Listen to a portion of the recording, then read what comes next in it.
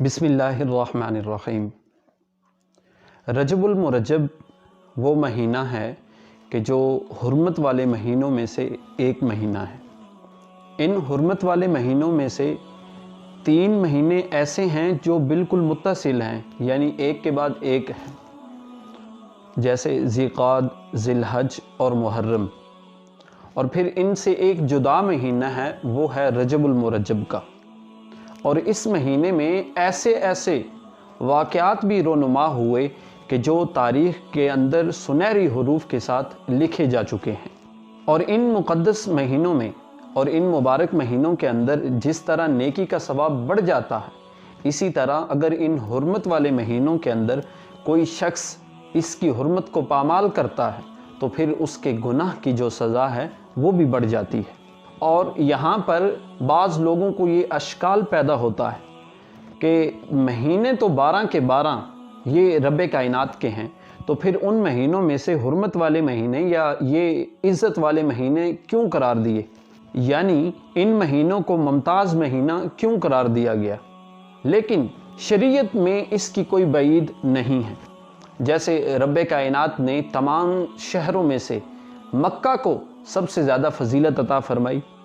اور اس کے علاوہ دنوں میں سب سے زیادہ جو فضیلت ہے وہ جمعہ کے دن کی ہے، یوم عرفہ کے دن کی سب سے زیادہ فضیلت ہے۔ اور پھر اگر مہینوں کے اعتبار سے دیکھا جائے تو رمضان المبارک ایسا مہینہ ہے جو سارے مہینوں سے بڑھ کر جس کی فضیلت ہے۔ اور اگر راتوں کی بات کی جائے تو لیلۃ القدر والی جو رات ہے وہ ان تمام راتوں سے بہتر رات ہے۔ تو اس انداز سے شریعت کے اندر اگر بعض مہینوں کو بعض مہینوں پر فضیلت دی بھی جائے تو یہ کوئی بعید کی بات نہیں ہے۔ اب رجب کے اندر 3 حرف ہیں، ایک را، جیم اور اس کے علاوہ ایک با ہے۔ اب علماء نے لکھا کہ یہ جو را ہے اس سے مراد رب کائنات کی رحمت ہے، اور جیم سے مراد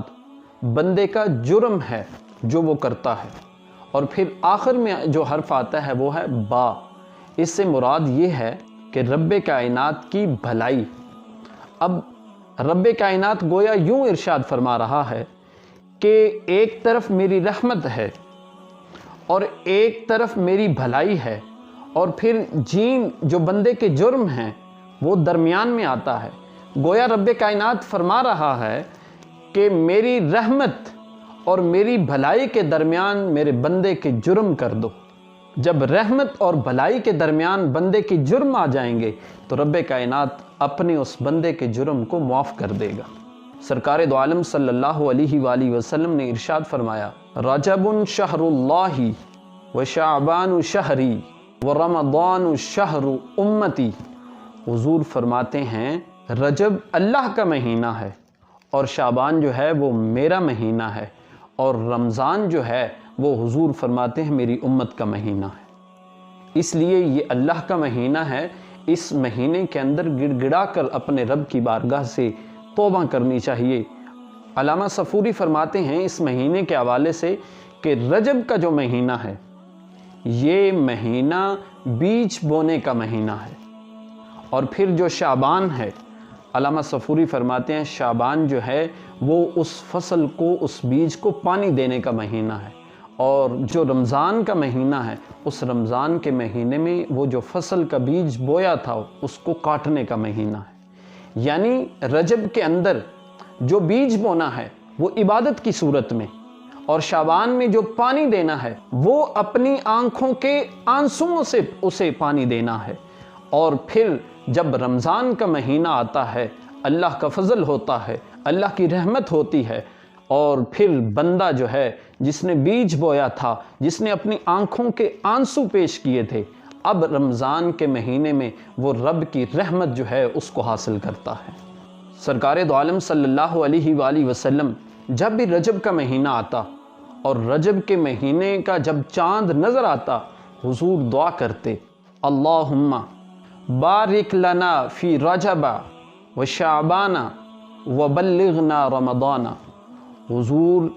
اس مہینے اور شعبان کے مہینے کے لیے برکت کی دعا کرتے، اپنے رب سے یہ التجا کرتے، باری تعالیٰ ان مہینوں میں ہمارے اوپر برکت عطا فرما اور ہمیں رمضان تک پہنچا دے۔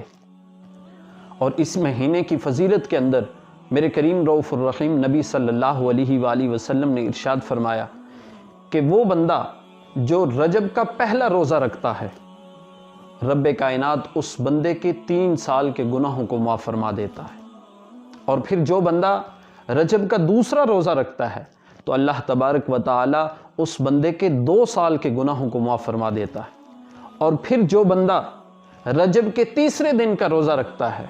تو باری تعالیٰ اس بندے کے 1 سال کے گناہوں کو معاف فرما دیتا ہے۔ اب اگر کوئی رجب کے کسی ایک دن کا یا بعد کے جو دن ہیں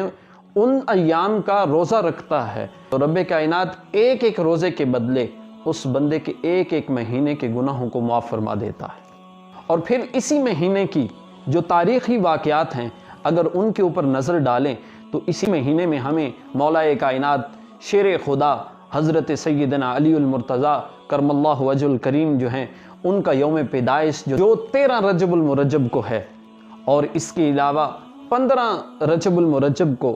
یوم وفات حضرت سیدنا امام جعفر صادق رضی اللہ تعالی عنہ ان کا یوم وصال ہے، اور پھر اس کے بعد 22 رجب المرجب کو حضرت سیدنا امیر معاویہ رضی اللہ تعالی عنہ ان کا جو یوم وصال ہے وہ بھی اسی مہینہ کے اندر ہے۔ اور اگر تاریخ پر نظر ڈالیں تو ایک بات ہمیں یہ بھی ملتی ہے کہ جو سب سے پہلی ہجرت حبشہ ہوئی تھی نبوت کے 5ویں سال، وہ بھی رجب المرجب کے مہینے میں ہوئی تھی، اور وہ ہجرت جو ہجرت اول ہے حبشہ کی طرف، جس میں 12 مرد اور 4 عورتیں وہ شامل تھی اس ہجرت کے اندر، اور اس ہجرت میں جو سالار تھے وہ حضرت سیدنا عثمان غنی رضی اللہ تعالی عنہ تھے۔ اور پھر اسی رجب کے مہینے میں پہلا سریہ جو ملتا ہے، سریہ عبداللہ بن جاحش الاسدی، ہجرت کے 17 مہینے بعد یہ سریہ رونما ہوا، اور یہ وہ سریہ ہے کہ جس نے پہلا قیدی اسلام کو دیا، یہ وہ سریہ ہے جس نے مال غنیمت دیا، یہ وہ سریہ ہے جس نے پہلا شہید پیش کیا۔ اور اسی رجب المرجب کے مہینے میں غزوہ تبوک جو عظیم غزوہ ہے، جس میں حضرت سیدنا ابو بکر صدیق رضی اللہ تعالی عنہ نے اپنے گھر کا سارا مال جو ہے وہ حضور کی بارگاہ میں پیش کر دیا، اور پوچھا جب اے صدیق تم اپنے گھر میں کسے چھوڑ کے آئے ہو، تو کہا یا رسول اللہ صلی اللہ علیہ وسلم اپنے گھر کا جو سارا سامان تھا وہ تو پیش کر دیا، اب گھر جو ہے وہ اللہ اور اس کے رسول کے سپرد کر دیا ہے۔